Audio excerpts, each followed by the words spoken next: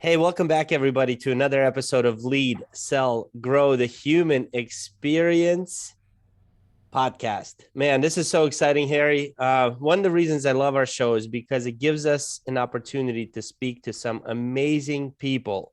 Like our guest today is a Hall of Fame speaker, best-selling co-author of the GoGiver, and the founder of the GoGiver Success Alliance. That's right. We're speaking with the one and only Bob Burg. Bob's message is that shifting our focus from what can I get to what can I give is not just personally fulfilling, it's also the most profitable way of doing business. Bob, thanks so much for being here with us today. It's awesome to Harry have and you. Eric, I appreciate you guys very much. I love all the work you do, and you guys have great shirts.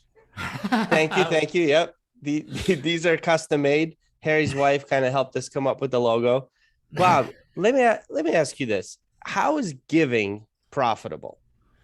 Well, let's look at what giving really means in this context.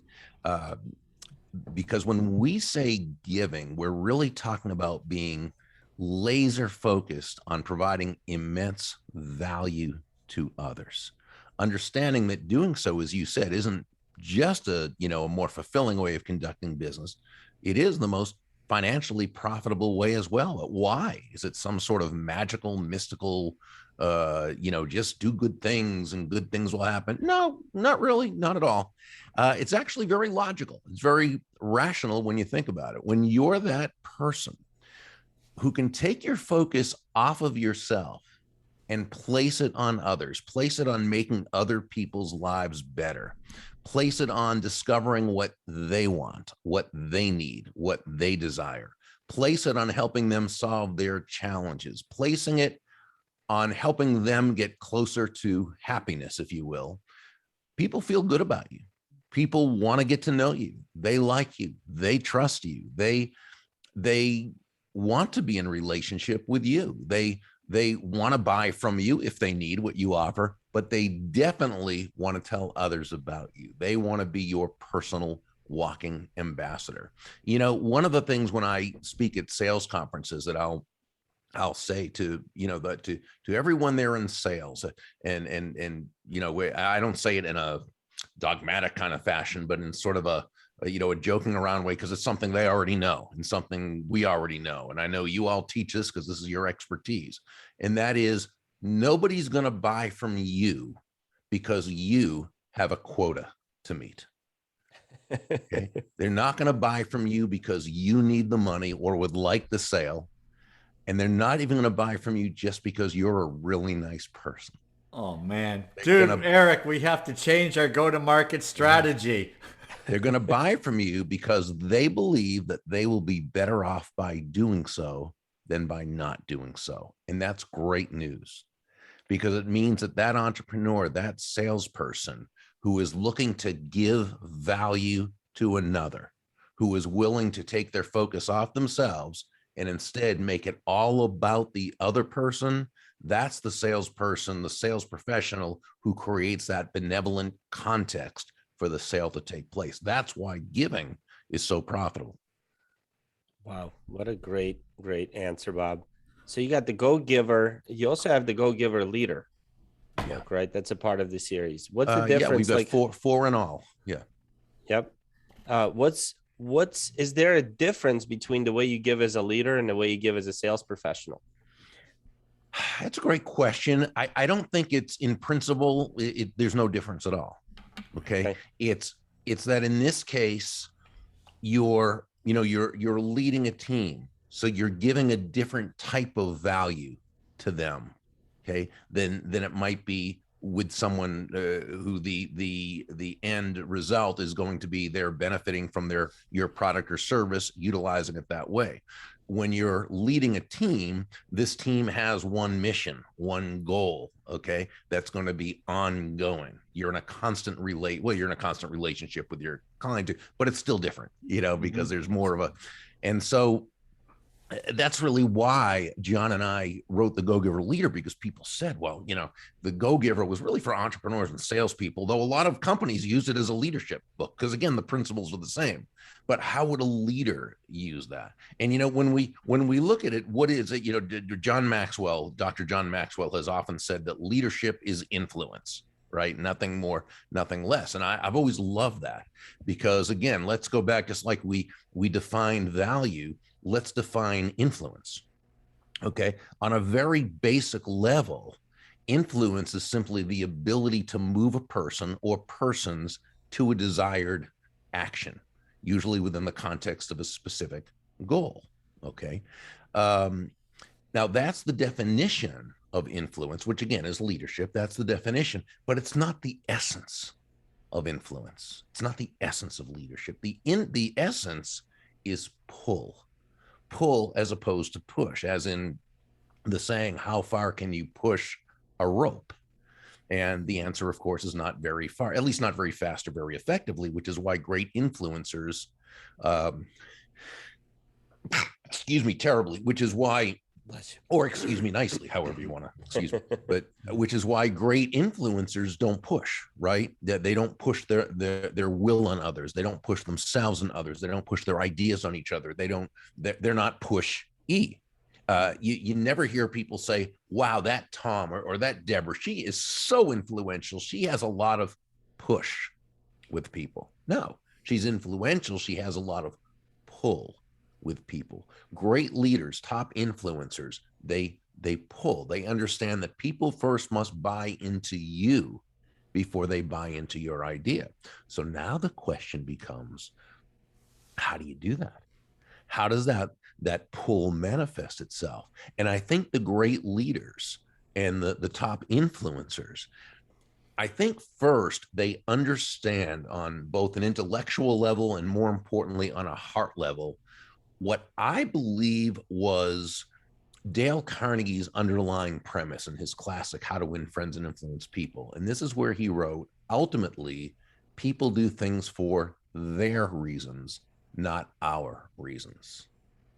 So the GoGiver leader, the GoGiver influencer, they always kind of check themselves and they ask themselves questions to make sure their focus is correct.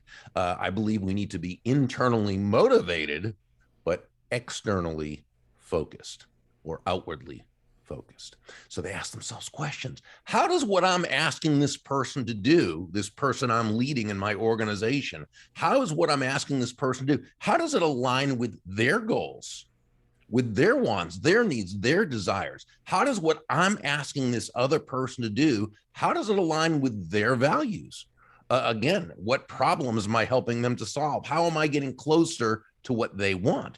And see, when we ask ourselves these questions thoughtfully, intelligently, genuinely, authentically, not as a way to manipulate another human being into doing our will, but as a way of building everyone in the process.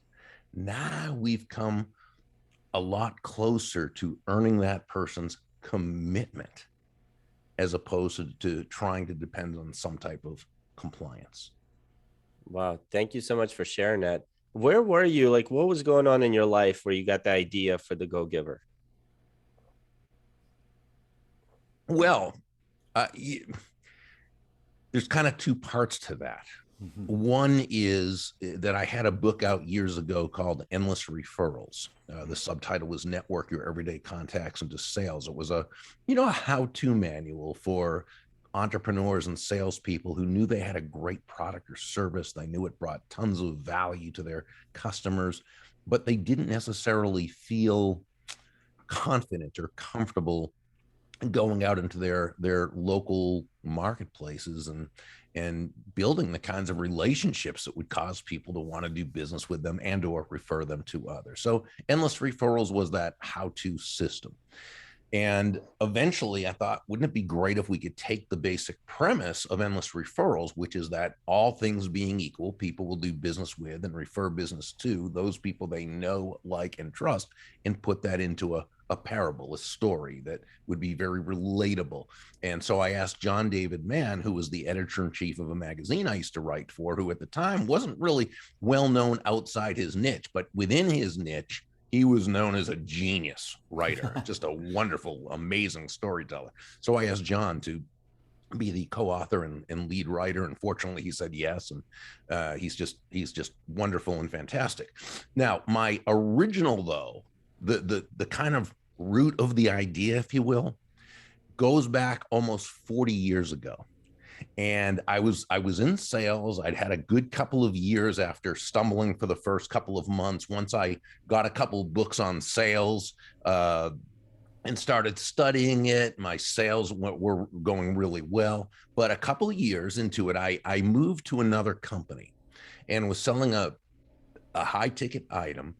And I was in a slump, and I was finding it very difficult to get out of the slump. And I did what a lot of young salespeople do when they're in a slump. My focus was even more on myself and on the sale, as opposed to on the customer, where it, of course, should have been. Fortunately, there was a guy who was working at the company, a much older guy, which is really funny that I think that, because I say much older guy 40 years ago, meaning he was probably my age right now. Decrepit old guy, it's not. So, yeah. But no, it's probably my age. I'm sure he was. And but anyway, he I think he kind of, and he wasn't even in the sales department. I think he was in the engineering department or something. But I think he saw me as Joe, who I would write about, with John David Mann years and years later. But he saw me as that young, ambitious, aggressive, up and coming salesperson who was really at it and going out there, but obviously not focused the right way and not near living up to his potential. That was very true. And he said to me, Burg, he was a last name kind of guy. He said, Burg, can I give you some advice? And I said, yeah, please do. I need it. And he said, if you want to make a lot of money in sales, he said, don't have making money as your target. Your target, he said, is serving others. Now, when you hit the target, you'll get a reward. And that reward will come in the form of money. And you can do with that money whatever you choose. But never forget, he said, the money is simply the reward for hitting the target. It ain't the target itself. Your target is serving others. And I think that's when it really hit me, that great salesmanship, like great leadership, is never about the salesperson or about the leader, right? Great salesmanship is never about the product or service, as important as those are. That's not what it's about. Great salesmanship is about the other person. It's about that person whose life you're choosing to touch. Really, it's about that person whose life is better just because you are part of it. And I think that when we approach sales from that foundational premise, if you will, I think then we're really 9 steps ahead of the game in a 10-step game. Wow. So how do salespeople who are working for companies follow this system when they have a manager that's constantly beating them down about their quota? So there's a couple things there, because that's a great question on a couple different levels. First, it's not so much that a quota in and of itself is necessarily a bad thing. I think sometimes it's counterproductive. I think goals are a good idea, as opposed to quota. But let's kind of use them interchangeably for right now. Goals are fine. It's good to have down on paper what you're looking to accomplish. Absolutely. And then we work backwards. How many people do we need to serve in order to hit that goal? How many calls is it going to how many appointments will it take to have enough people say yes, that they want our help? How many calls, emails, different things that we're doing in person, whatever, will it take to get enough appointments, to have enough, and then work our way back? Absolutely. There's nothing wrong with that. There's everything right about that. So long as we realize that the customer's not going to buy because we have a goal or because we have a quota. That's the key. So that's the first part. But the second part, I think, goes even a little bit deeper, Eric, and I think this is so very, very vital. If you're in an organization in which your values are not aligned with theirs, or theirs are not aligned with yours, you've got some questioning to do and some considering. And I'm certainly not saying to somebody, leave your job because you don't agree with, no, please don't, that's not what I'm saying at all. However, I am saying that it's worth really thinking on a deep level, is what I'm looking to accomplish and how I'm looking to serve my customers and clients. Can that be done successfully with the culture and with the, you know what I'm saying, with the leadership that we have? Yeah. I think one of the things over the years I've looked at is, am I bringing credibility to the organization, or am I enhancing the credibility? Because if you're bringing the credibility, you're going to struggle, because maybe not everyone behind you. If you're the credible one, you got to have people behind you that are also credible. Right. Right. Am I the only one who is right? I mean, I think you make a great point, is that, you have to make sure your values. We were just talking to this person the other day about, just a few hours ago, about their why, and salespeople knowing the why of the company. Mm-hmm. Right. And is that something that you feel is important? Yeah, I think a great book on that was written by a woman by the name of Lisa Earl McLeod, who's a very big sales trainer and sales consultant for many top organizations. She wrote a series of books called Noble Purpose. So there's leading with noble purpose, and selling with noble purpose. Mm-hmm. And she goes very detailed into that. There's nothing woo-woo or warm and fuzzy necessarily about having a noble purpose. It's very profitable when you have a noble purpose. Those companies, those organizations, those cultures, those salespeople with a noble purpose, okay, a purpose higher than simply the money, a noble purpose in and of itself, those are the most profitable companies and salespeople. Wow. Yeah, that's great. Yeah, outer focus is important. I remember John Maxwell. I'm certified to teach John stuff, and had a chance to actually go to Paraguay with him, and actually had like a one-on-one for about an hour with John, talking about faith and other things. It was probably, I'll never forget that conversation. But in one of his things where he was talking to his coaches, he said, with a very tiny exception, the rest of the world is all about somebody else. So why would we ever focus on that very tiny exception? And it resonated with me so much, that as you're talking about that, being outwardly focused, that's what I thought about. And I think it's such a great point.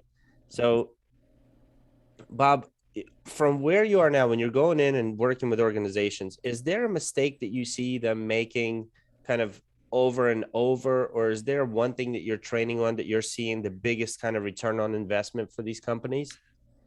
Well, I think the mistake is a human mistake, and that is ever thinking, and this goes back to what Dr. Maxwell was saying as well, and that's to ever let yourself think that it's not about them. You know what I'm saying? But the reason why we can talk about it all day long as we are, and we all know it, and the reason why people still make that mistake is because we're human beings. And as human beings, we tend to be self-focused, right? That other person is self-focused, right? We're self-focused. Everything we do is basically because we're seeking happiness. That's it's human nature, right? We seek happiness. Now, people understand happiness differently.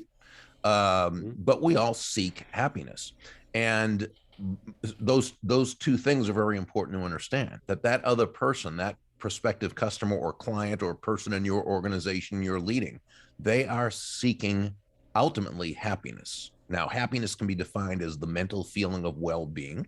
Okay.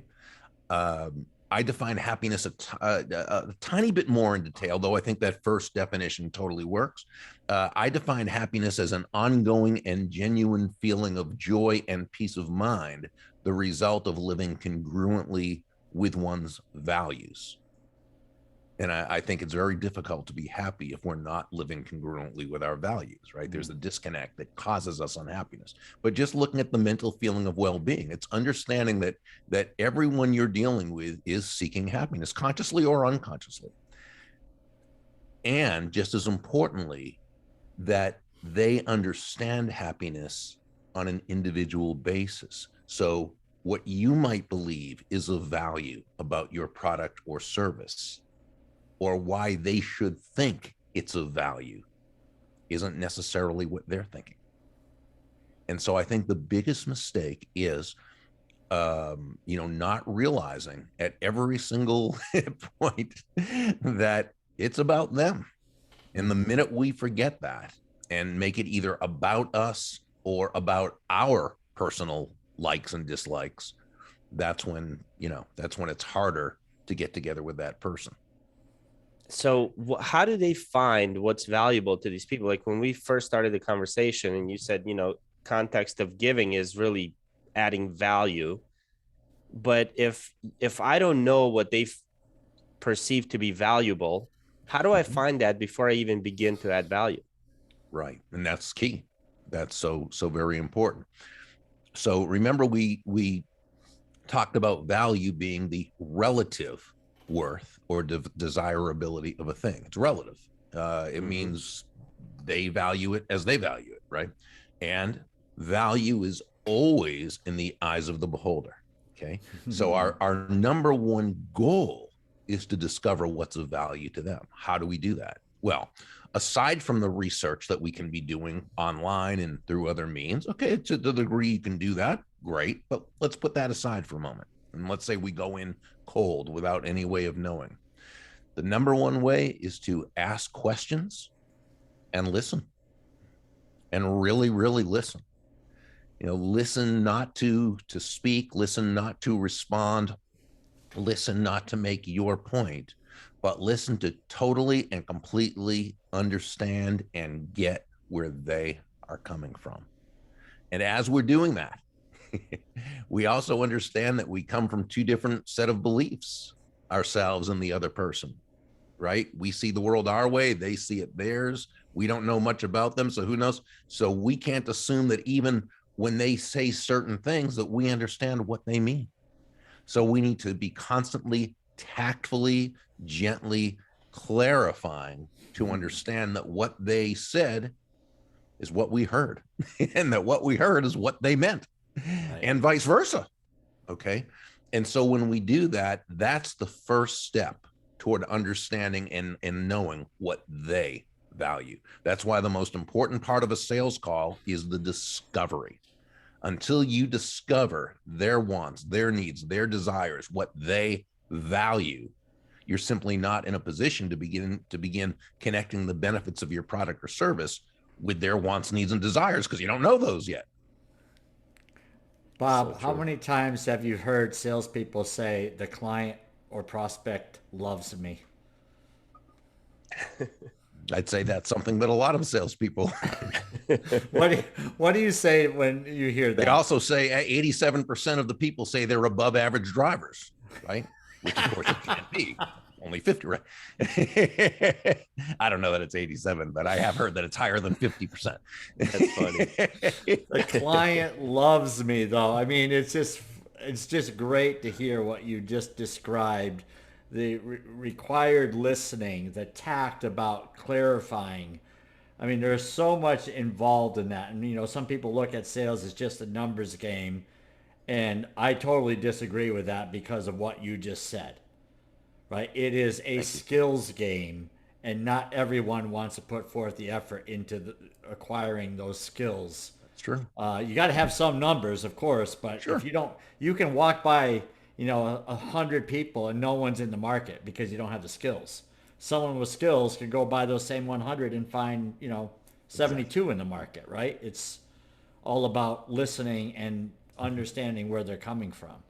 So I really appreciate where you're coming from on that. It's not about the client loving the salesperson. No, not at all. Yeah. Bob, what's on it? You're drinking from a cup. What's on that cup?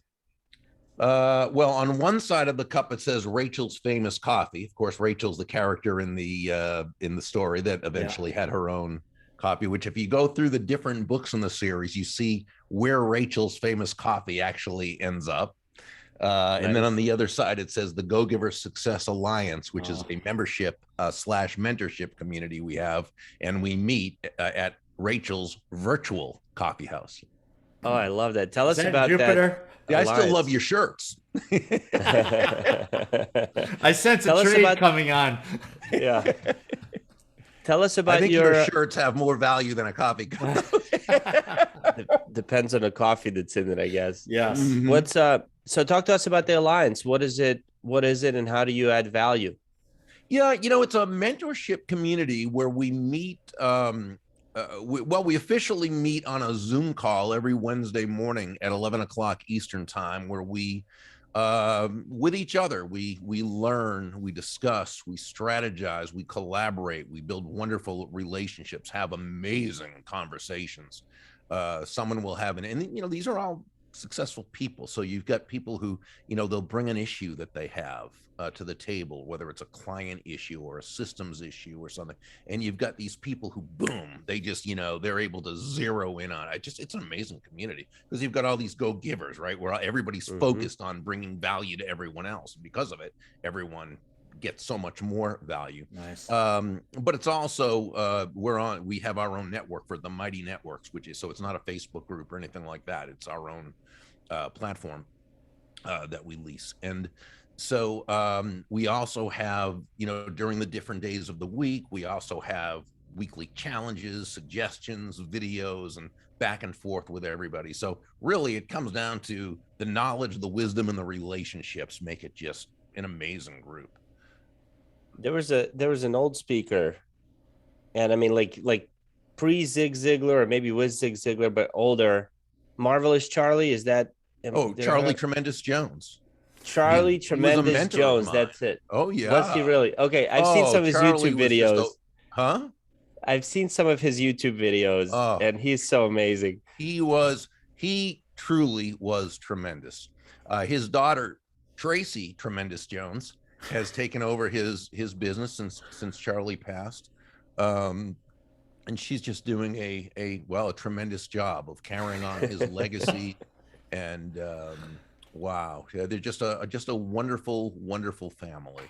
Well, the reason why it came to mind, sorry to interrupt, the reason why it came to mind is because one thing he said, and I think he might have been the first person I heard say that, is if you take, you are going to be the sum average of the 5 people that you're surrounded by. You're the same person you are now that you will be 5 years from now, except for the people you meet and the books you read. And that's right. And he was just he was a mentor of mentors, just a wise and wonderful man. So honestly, I had no idea there was a connection between you two. It just, this alliance reminds me of his kind of philosophy. And it sounds like you're bringing like this, you're bringing a lot of value to you're putting those people together. You're kind of, hey, intentionally elevate where you are by surrounding yourself with people who are like-minded or might be ahead of you that you can learn from and bounce ideas off of. So can't wait to check out that website, Bob. What is the website, by the way, for people to go and check it out? They can find it if they go to Burg, BURG.com. One of the great things about being old is that you were around when the website URLs were first coming out. So I got my name, BURG.com. I had no idea why, but somebody who had actually read one of the earlier versions of Endless Referrals, who built his online, back then he was doing online business that way through Endless Referrals. He called me, and just to thank me, he said, I want to give you a suggestion. I said, yes. He said, I want you to get something called Burg.com. And I said, why would I ever want anything called Burg.com? And he said, just trust me on this. You want it. And I'm going to walk you through it right now. And wow, what a suggestion that was. Yeah. So Burg.com. And then you can scroll down and you'll see a few people having coffee at a coffee shop, which is, again, Rachel's famous cafe. Click on it and you'll see all the information. And one of the guys, Jeff West, who's a member of the group, who was at one time one of the top Aflac sales leaders, and he was a state sales coordinator and one of the top producing people in the country for all of Aflac. He said he's been a member of our group and he's just wonderful. And he had said he put a nice video up there about it. So be sure and watch Jeff's video. It's just so we will. Heart touching. Nice. That's wonderful. Bob, thanks for spending this precious part of your day with us. We learned a ton, and I'm sure our listeners did too. Burg.com. Let's go check out the Alliance and probably see you guys in there. Have a great day, Harry, Bob. Thank you so much. I appreciate you guys a lot. It's awesome. Thank You are tremendous. Thank you.